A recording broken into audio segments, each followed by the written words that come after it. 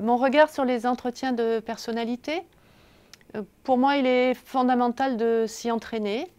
Lors de cet entretien, le jury essaie de percevoir qui est le candidat, quelle sera sa valeur ajoutée pour l'école.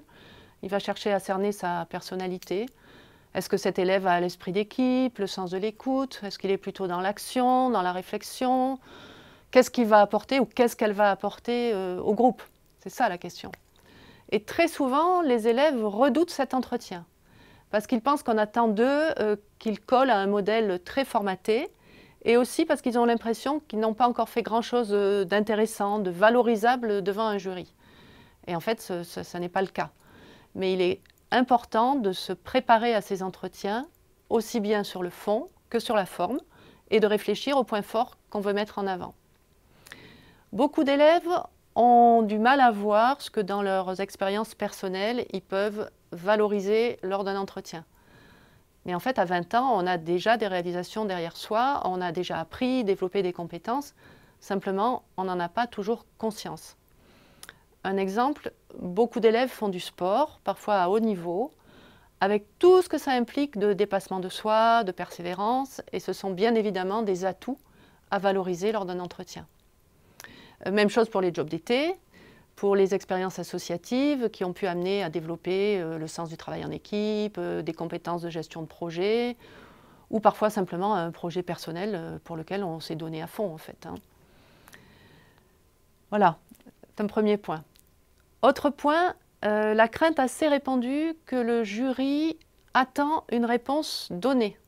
J'ai souvent remarqué cette crainte pour les questions qui touchent au goût et aux activités extrascolaires.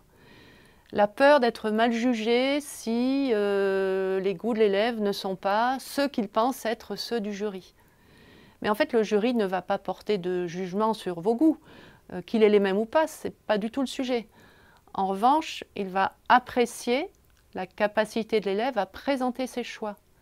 J'aime cette musique parce que, ou bien j'aime tel style de BD parce que ça évoque pour moi telle ou telle chose. Donc ce qui compte en fait, c'est de montrer qu'on se connaît un minimum et d'être cohérent avec soi-même.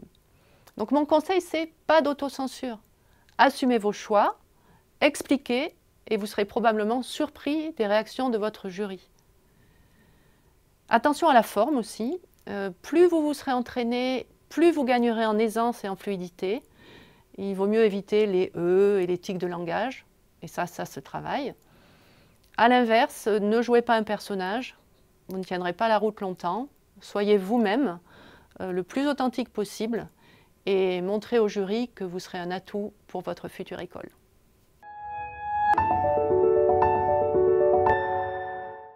Alors, d'abord, ce qu'il ne faut pas faire, c'est de dire « je suis le plus beau, je suis le plus fort ». C'est insupportable pour tout le monde. Ce qu'il faut faire, c'est parler de soi en mots simples et authentiques en donnant des exemples. Premier petit conseil, être capable de se présenter de manière structurée, en 3 parties. 1, 2, 3 mots sur les expériences professionnelles ou semi-professionnelles que vous pouvez avoir eues. Ça veut dire expérience en groupe, d'étudiants par exemple, stage d'été, etc. Ça, c'est des expériences que vous avez eues. Deuxième partie, 2, 3 mots sur les formations que vous êtes en train de suivre. Troisième partie, 2, 3 mots sur qui vous êtes de manière authentique. Je viens du Massif central, par exemple. J'ai 5 frères et sœurs. Voilà. Ce sont des petits détails qui permettent de vous retenir. Attends, c'est qui lui? Ah oui, c'est vrai. C'est lui qui vient du Massif central. Voilà. Ce sont des petits détails qui permettent de vous retenir et de vous mémoriser. Ça, c'est ce que j'appelle la présentation plateau de fromage. Ça, c'est un premier conseil. Deuxième conseil, à chaque fois que vous illustrez une compétence que vous avez, il faut donner des exemples, donner des exemples, donner des exemples. Je vais vous donner un exemple. Je pense que je suis quelqu'un de rigoureux. Je vais vous donner un exemple. L'année dernière, lorsque j'ai fait mon stage dans un restaurant, ben voilà, j'ai pu m'organiser de telle façon, etc. Voilà, il faut à chaque fois illustrer, illustrer, illustrer, et comme ça, on retient et on va se dire, voilà, il a utilisé dans son passé, il sera capable de l'utiliser aujourd'hui et demain.